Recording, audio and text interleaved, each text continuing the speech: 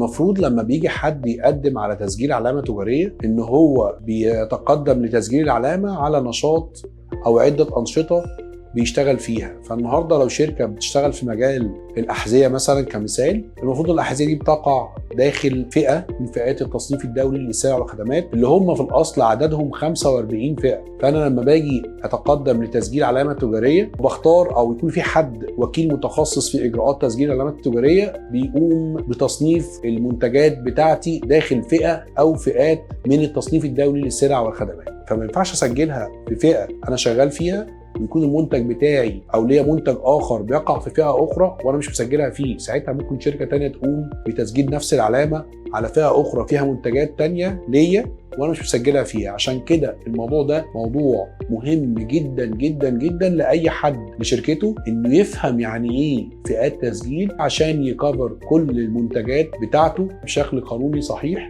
ويفضل كمان ان هو ياخد العلامه على فئات اخرى ممكن يشتغل فيها في المستقبل. يعني الموضوع بيبقى الافضل فيه ان احنا نتوسع في فئات التسجيل، وكل ما توسعنا اكتر في فئات التسجيل كل ما كان التسجيل اقوى واضمن. ان صاحب العلامه التجاريه بيضمن ان محدش في يوم من الايام يقوم بتسجيل علامته على انشطه قريبه من النشاط اللي هو شغال بيه.